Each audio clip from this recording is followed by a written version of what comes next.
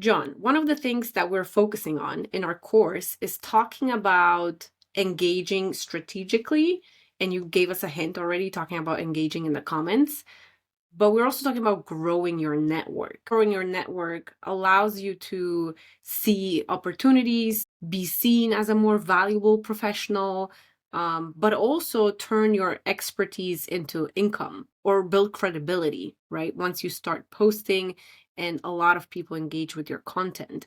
So can you tell us a little bit more about how people can feel more at ease when they're networking, and how what you're going to teach us kind of like plays into that?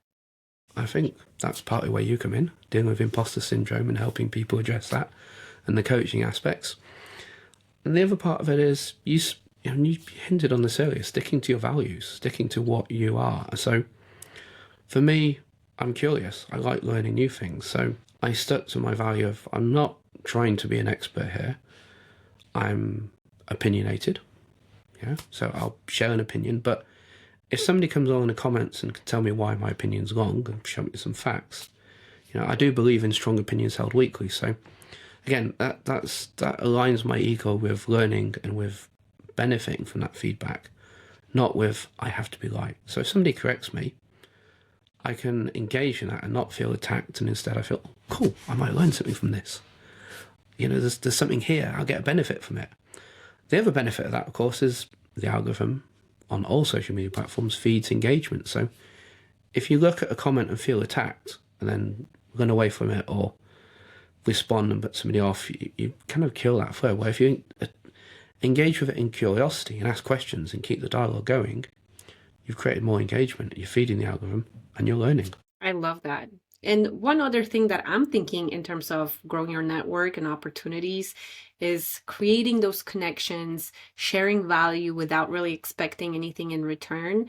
And I have the perfect example of how that brought you and I together to launch a course together, right?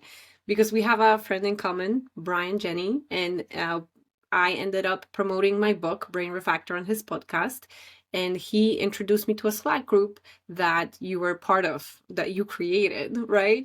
And so that's how we got acquainted. I ended up being a guest on your podcast where you got to learn how my coaching looks like and what is it that I help my clients with.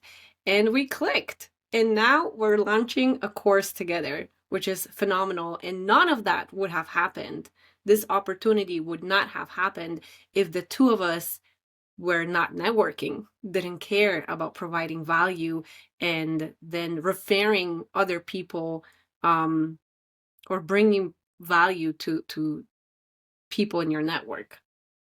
Yeah, absolutely. And it's an old cliched saying, but your network is your net worth. And it's so true. I have benefited so many times over the years in running my own businesses or as a software engineer looking for work, from my network of people that I work with, that I have good relationships with. And I created that site group, as you say, for exactly the same reason, to bring people together, knowing that I wouldn't necessarily get anything out of it personally, but creating that network would create opportunities for everyone involved.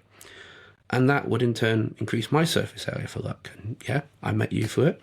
Brian himself has met a new business partner for it. Other people have met up and have done collaborations through that group. So it's creating opportunities for all of us, and that wouldn't have happened without the networking. Exactly.